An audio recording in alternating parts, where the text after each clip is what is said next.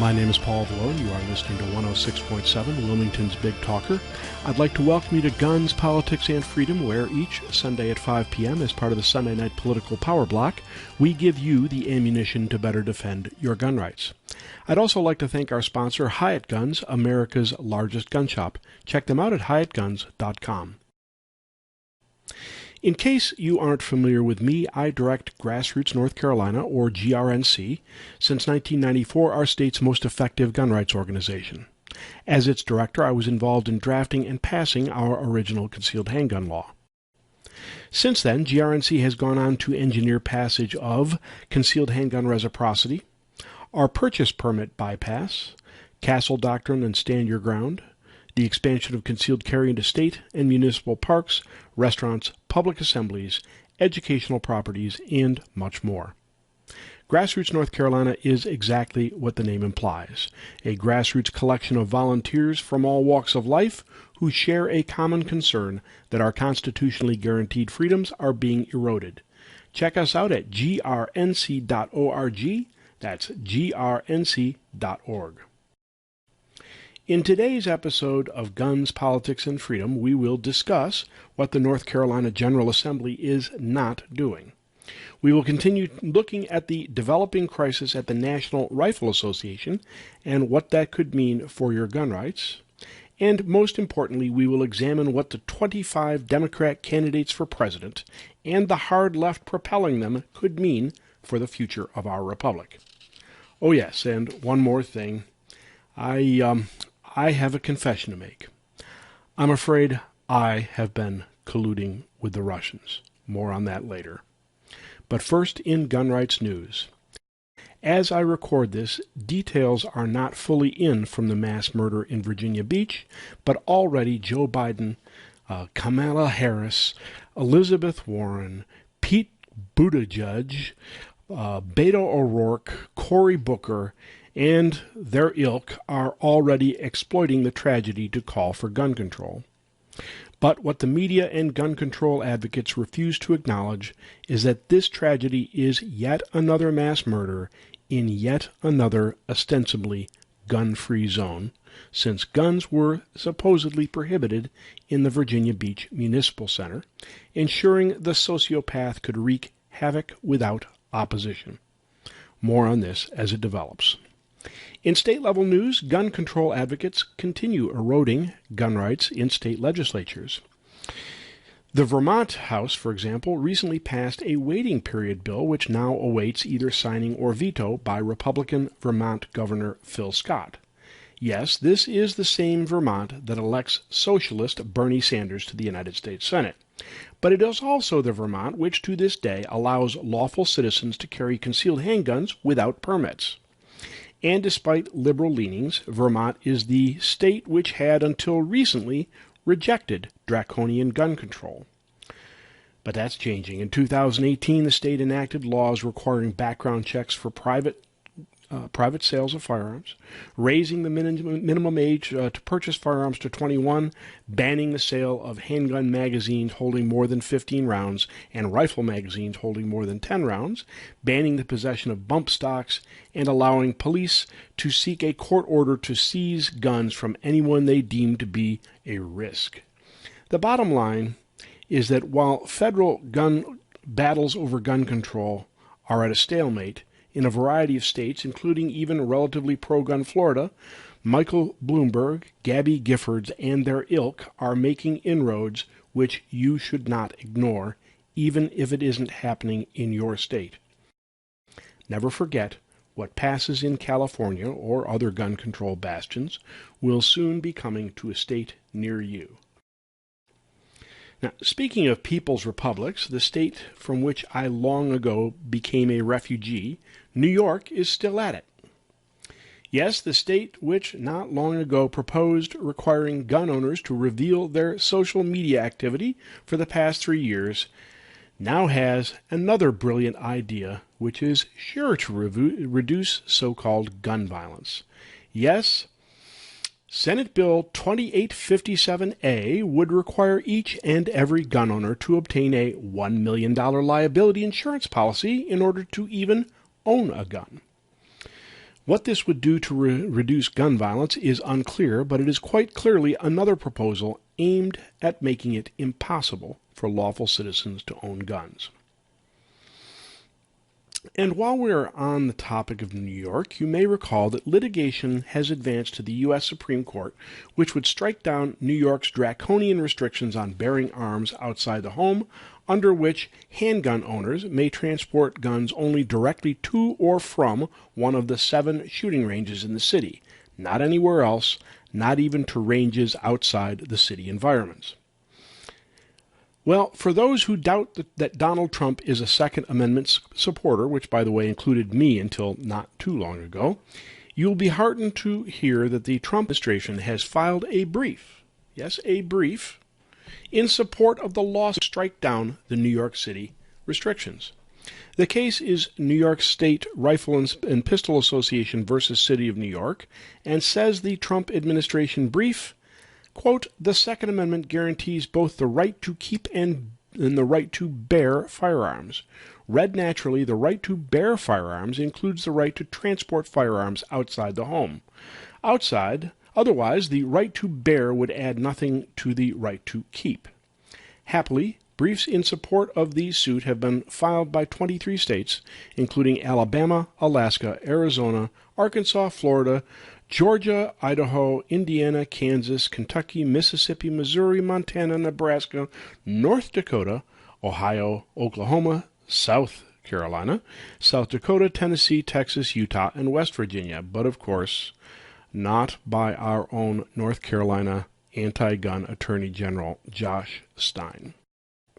It is important to note that the New York City suit has implications far beyond New York.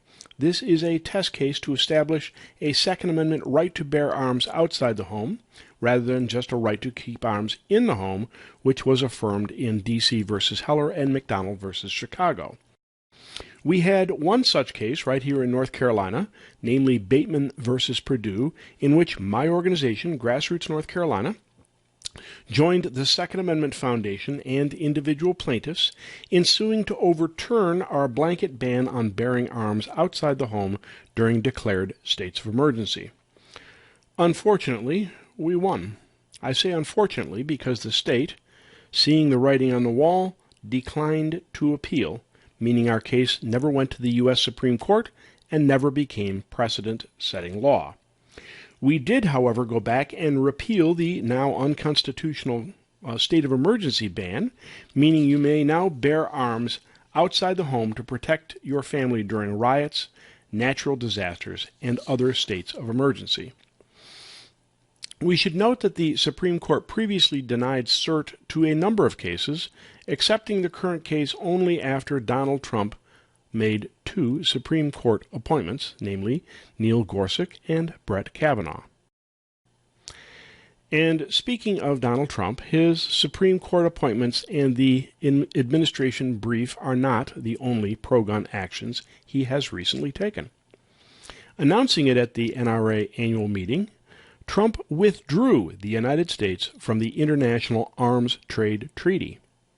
You may recall that the treaty, signed by Barack Obama, but never ratified by the U.S. Senate, would have imposed international gun control on U.S. citizens, specifically a ban on civilian possession of, quote, military-style firearms, meaning automatic weapons or semi-automatic weapons or magazines with over a 10-round magazine capacity. It would have required ballistic recordings, would have created different risk classifications on types of firearms, specifically regarding calibers over .45 caliber as an intolerable risk to public safety, and semi-automatic handguns and rifles as high risk. It would have required licensing and registration of all firearms, training, and storage restrictions, waiting periods, 20-year record retention requirements of sellers, age limits, and requiring demonstrated need to possess a firearm, with self-defense not being one of them.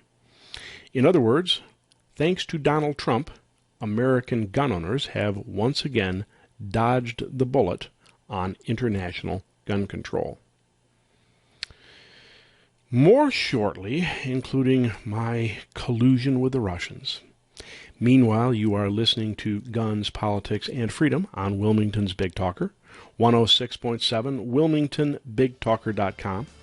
After a short break, we will return with still more information better enabling you to defend your gun rights.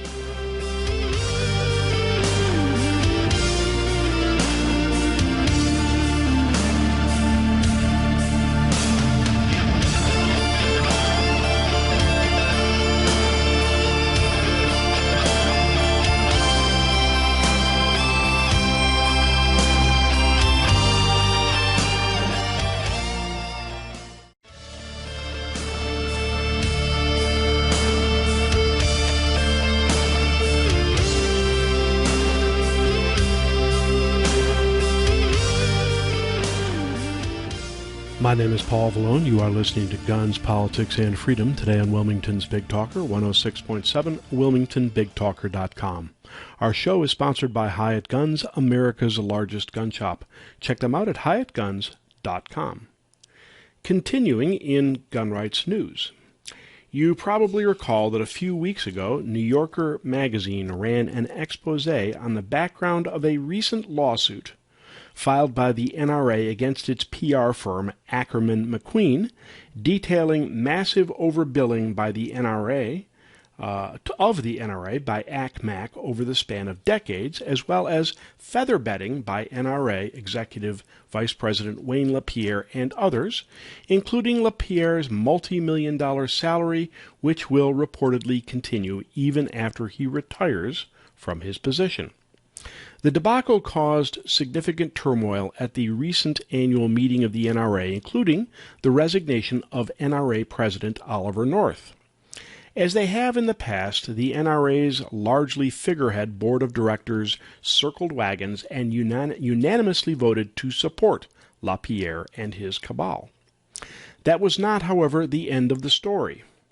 Recently, the Wall Street Journal reported that LaPierre has billed the group's ad agency $39,000 for one day of shopping at a Beverly Hills clothing boutique, $18,300 for a car and driver in Europe, and had the agency cover $13,800 in rent for a summer intern, including a newly revealed according to newly revealed NRA internal documents. The documents, posted anonymously on the Internet, provide new details of the clothing, travel, and other expenses totaling more than $542,000 that Ackerman McQueen alleges LaPierre billed to the organization. Now it appears that support for LaPierre on the NRA board is beginning to fracture.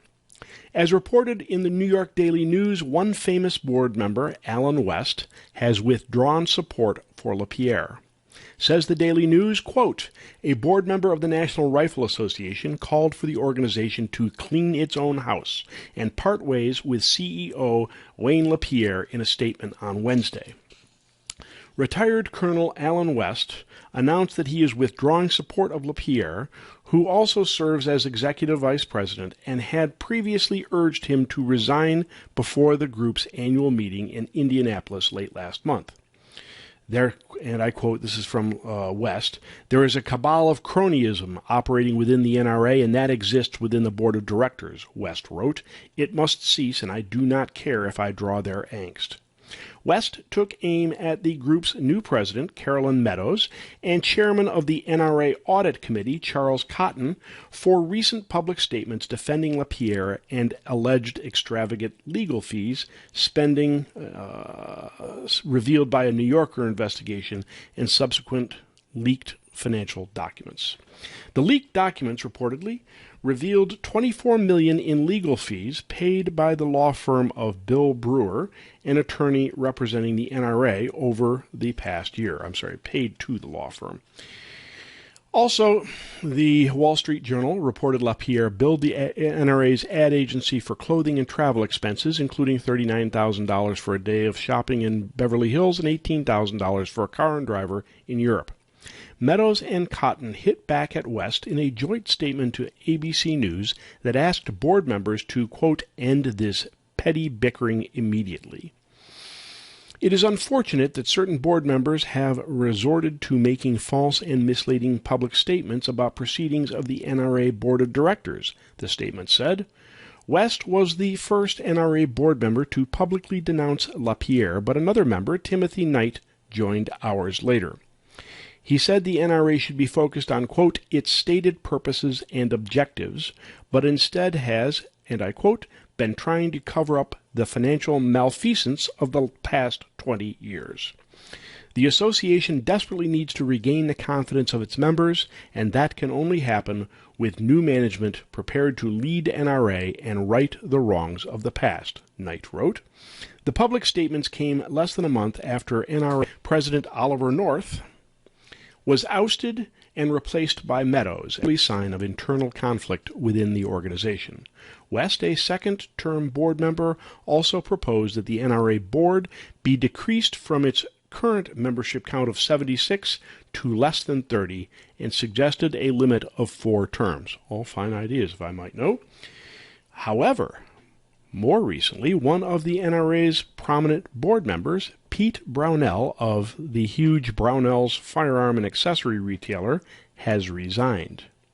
Now, Brownell, being a generally classy guy, says he just needs to devote more attention to his family's corporation, as though the NRA required that much time. But anyways, coincidence? You decide. In company news, Salesforce.com has joined the ranks of anti-gun companies that refuse to do business with gun-related businesses. Says Fox Business, quote, the leader in customer relationship management software is no stranger to controversy. In 2015, Indiana passed legislation allowing businesses or individuals to cite religious beliefs in refusing services to same-sex couples. Salesforce, which has a major presence in the state, canceled programs, and CEO Mark Benioff threatened to pull all Salesforce employees out of Indiana. This time, Salesforce issued a revised user document that includes the following passage under the Prohibited Actions subhead, and I quote, worldwide, customers may not use a service to transact online sales of any of the following firearms and or related accessories to private citizens. It went on to list a number of military so-called assault weapons, as well as magazines capable of accepting more than 10 rounds. Speaking of anti-gun businesses, Dick's Sporting Goods continues to suffer as it is shunned by Second Amendment supporters. You may recall that after the Parkland, Florida shootings, Dick's increased the age for gun purchases to 21 and not only stopped selling semi-automatic rifles, but even destroyed those it had in inventory.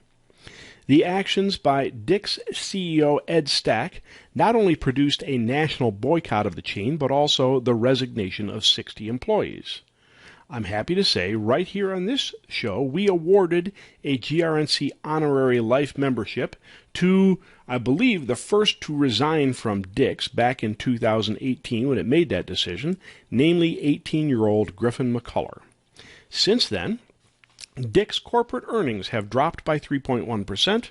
Firearms manufacturer Mossberg & Sons cut them off, and now Dick's is removing guns from many of its stores.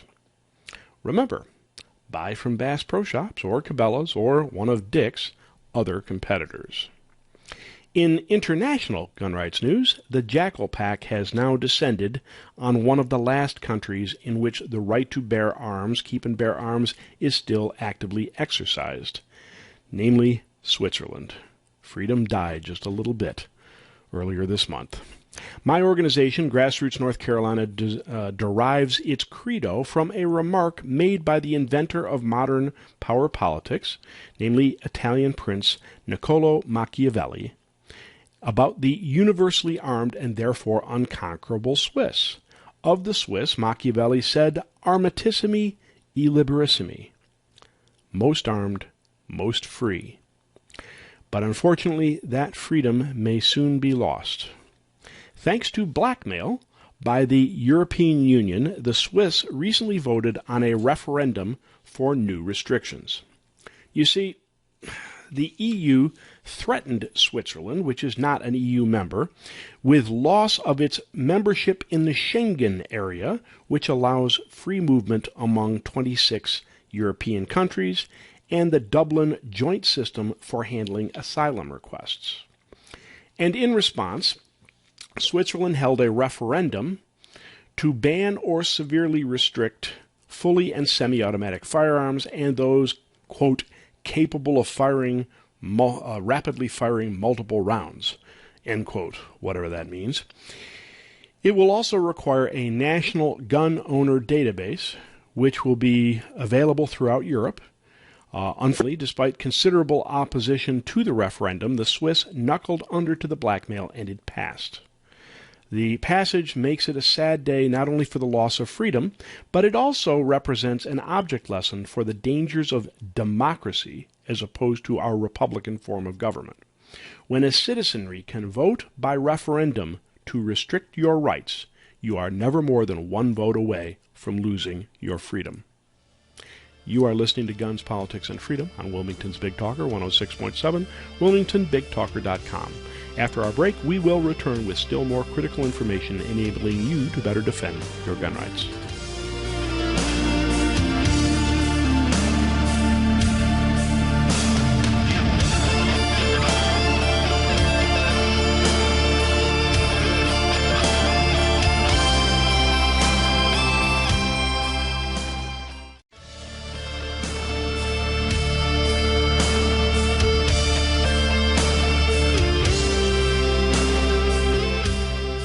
My name is Paul Vallone. You are listening to Guns, Politics, and Freedom today on Wilmington's Big Talker, 106.7 wilmingtonbigtalker.com. Our show is sponsored by Hyatt Guns, America's largest gun shop. Check them out at hyattguns.com. Tuesday, September 10th. Remember that date. I say again, Tuesday, September 10th. Put that date on your calendar because your civic duty will be required. I don't give a damn whether you live in the 9th Congressional District or not. That is the day of a special election that demands your help.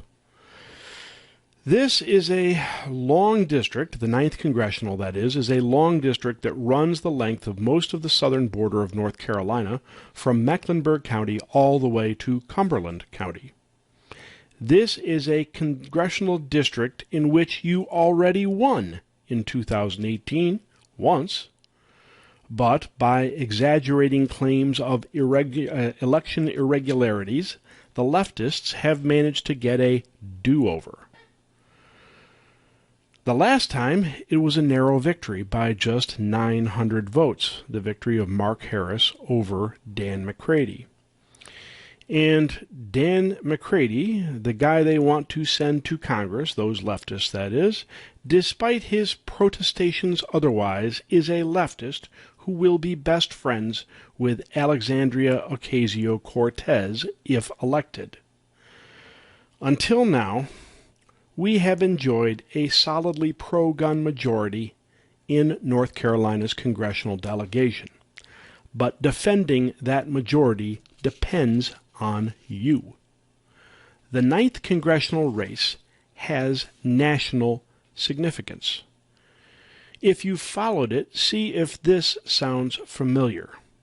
This is from the political news service Roll Call, and I quote, "The race has offered a national blueprint for what voters will see in 2020, with the majority of Republicans clinging close to Donald Trump and trying to brand Democrats as far to the left as the imagination allows. Meanwhile, Democrats proclaim their independence and ability to stand up to the president and his bending of constitutional norms while doing the other business of Congress and helping constituents." That's so wrong it isn't even funny, but I would argue the Democrats, for example, are quite capable of branding themselves as, quote, as far left as imagination allows. I would also say that they are doing the bending of constitutional norms, and they are not doing the business of Congress. But that's another matter. The reality is that the left is going all in on this one. All in terms of out-of-state left-wing money and resources. The Republican candidate in the race, Dan Bishop, is not the candidate our Political Action Committee, the GRNC Political Victory Fund, supported in the Republican primary election. That said, however, Bishop has a solid 94% pro-gun voting record and has earned GRNC's highest 4-star evaluation. Moreover, he is running on support for the Second Amendment as a cornerstone of his campaign.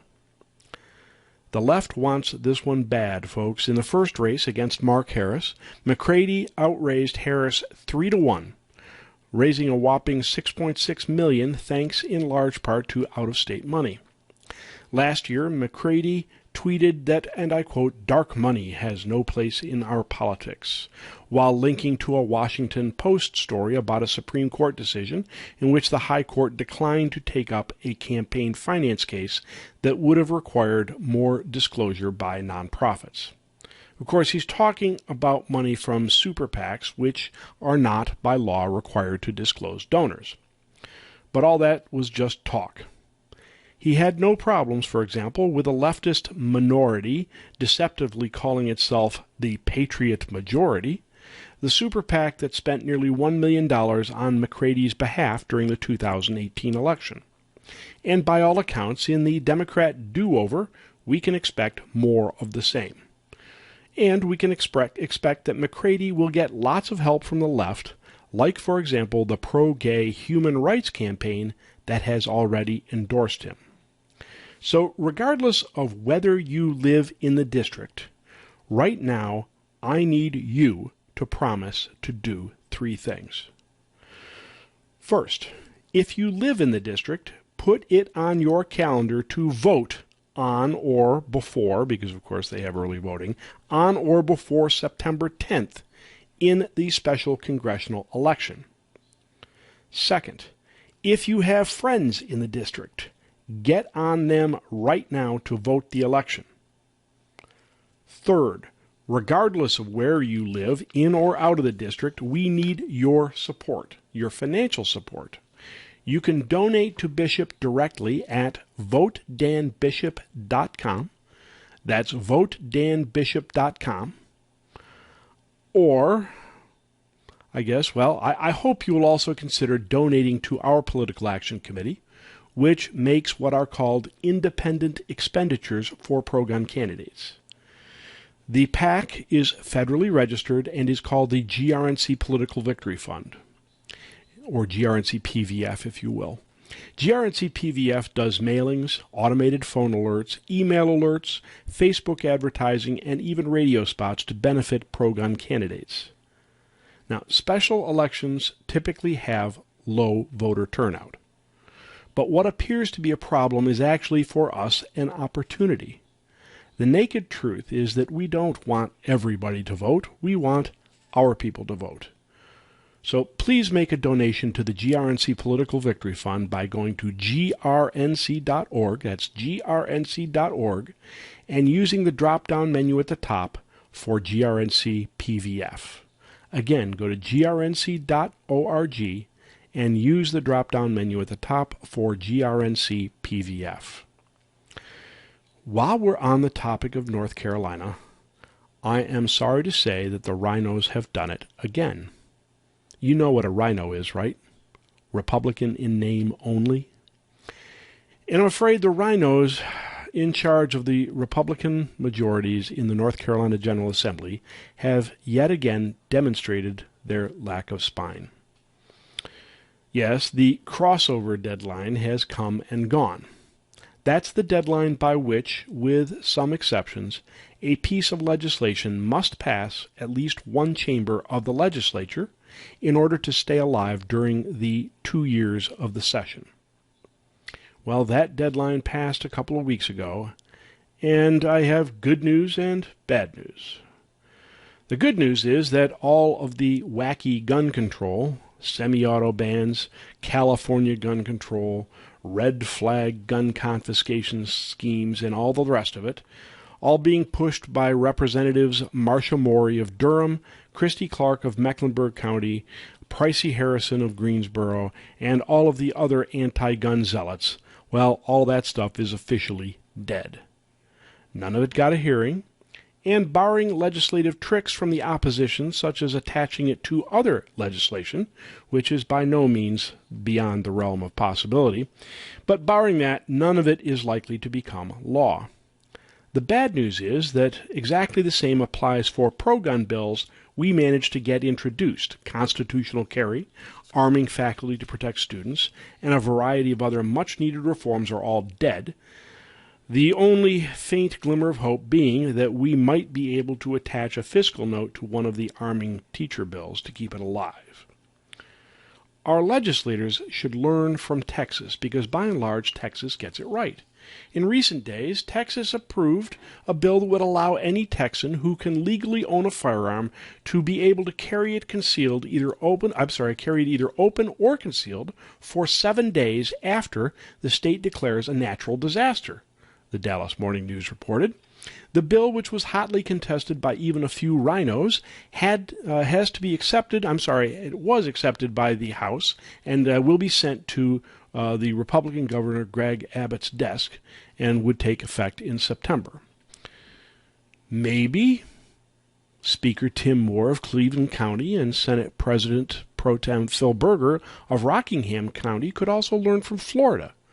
Earlier this month, Florida's Governor Ron DeSantis signed SB 7030, which contains the language that authorizes local school boards to allow classroom teachers to go through training and carry firearms on school campus.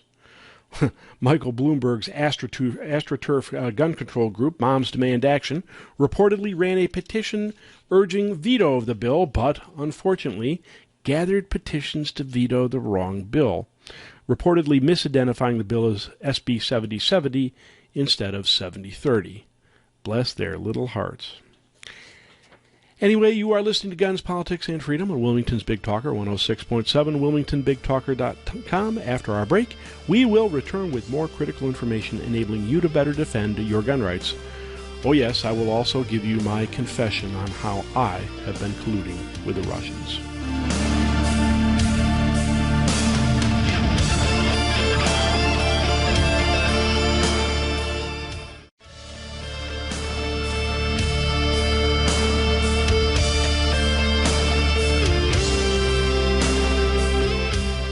My name is Paul Vallone. You are listening to Guns, Politics, and Freedom today on Wilmington's Big Talker, 106.7, wilmingtonbigtalker.com.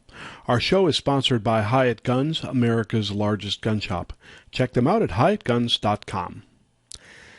Democrat presidential candidates continue the race to end private gun ownership in America, and they continue to push every leftist proposal known to man.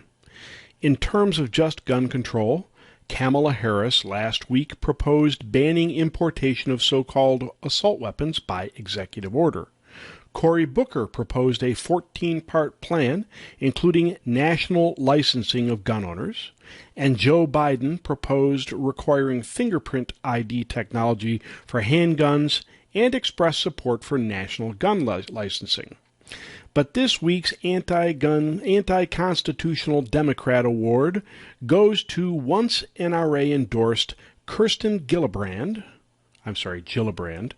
and other ostensibly pro-gun Democrats who have called arming teachers in schools a dumb idea, which she blamed on, and I quote, NRA greed.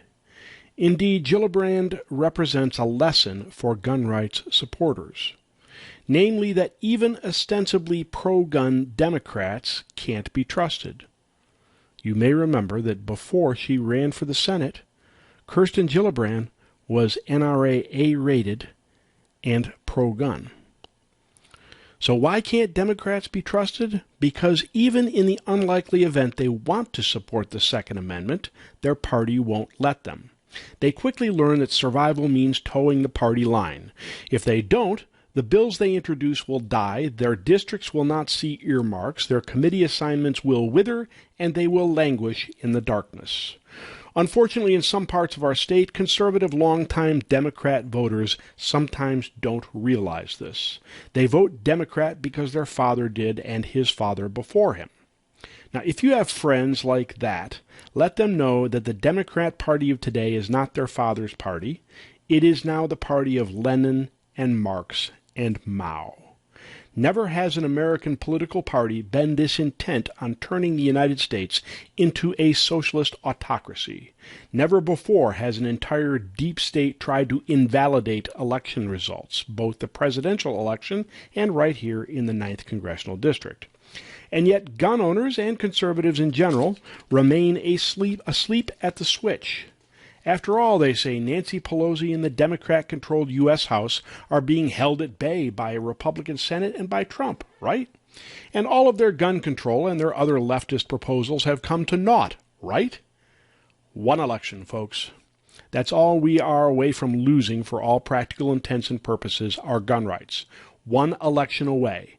If the Democrats take over both chambers and the White House, you might as well call it a day. One election away. If you falter in supporting gun rights organizations, in supporting conservative candidates, in calling legislators, and in voting, for even one moment we lose, and we lose big. One election away. Eternal vigilance is indeed the cost of liberty. Now, I'm afraid I have a confession to make. I have been colluding with the Russians. I didn't mean to. One day I got a call from Russia. Of course, I dismissed it as one of the far too many junk calls I get every day on my cell phone. After all, I've got calls from Russia before, usually when some idiot accidentally inserts a space between the 7 and the 0 in his VoIP auto dialer, making the call show up as not from the 704 area code, but instead from country code 7, which is Russia. So imagine my surprise when I checked my voicemail that day, and it really was from Russia. Specifically from Georgy Volodin of Sputnik News. Now understand, I get a lot of requests for media. After all, I've directed gun rights organizations, including lots of very high-profile projects, for 25 years. My favorite was the Hillary Clinton special, in which we raffled off for our Political Action Committee an AR-15, 1,000 rounds of ammunition, and a framed portrait of Hillary Clinton, which resulted in media interviews for news organs in Britain, Japan, and elsewhere. But Russia? Now that was novel. And I was skeptical. I mean, what would the Russians want with me? I mean, geez, I grew up during the Cold War. I had a family friend who actually did build a fallout shelter in the backyard. Just a few weeks ago, I even rewatched the movie Red Dawn. Always a favorite, by the way. But old Georgie had also sent me an email, and based on what he said, I said, what the hell? Warily, very warily, I asked him what he wanted. And sure enough, he wanted to do an interview on gun issues for Sputnik. My GRNC leadership advised me not to do it. But being the impetuous SOB that I am, I decided to go for it. I set rules and conditions, of course. I told Georgie that if he did certain things, I would never again talk to him. We did the interview. Then I waited on pins and needles, wondering what sort of treatment I would get from Russian news. Now, let me say right now that I am not spying for the Russians. I have never met Vlad, and Maria Butina, that Russian spy who tried to get close to the NRA, I don't even know her. And I've never even been to Russia. But anyway, the Sputnik piece was published, and do you know what? Old Georgie did good. Gun rights got fair, even objective treatment in the Russian media. In fact, I have become a go-to source for Sputnik News, not only on the gun issue, but on other issues as well. And do you know what? Each of Georgie's articles have been objective. Yes, there have been a couple of stats I have discussed with him, that I didn't agree with, but he has been open-minded and even apologetic about one stat that perhaps didn't accurately depict gun deaths among children. But unlike the usually crappy treatment I get from the American media, I have had very few problems with what Sputnik News has run. Now, I want you to think about that for a minute. Gun rights supporters who can't get the time of day from the American media, who can't even get fairness, much less objectivity, are being treated fairly by, of all things, of all the international media, the Russians. American media, they run B-roll footage of machine guns when they're talking about semi-automatic firearms. They lie about the true content of universal background check legislation being proposed in Congress. They used a picture of Trayvon Martin when he was 12 years old to vilify gun owners and agitate against stand your ground laws that didn't even apply in the George Zimmerman case. Yes, I'm saying that at present, Russian media may be more accurate than our own, and that should alarm you. I can't say for sure why that is, at least with respect to the Russian media. After generations of repression, maybe the Russian media is experiencing a renaissance, an explosion of freedom. Maybe they just don't have an agenda on the gun issue. But I think the fundamental reason is that our own media have become so delusional and so unhinged that absolutely nothing they say can be trusted. And that is something we should find truly alarming.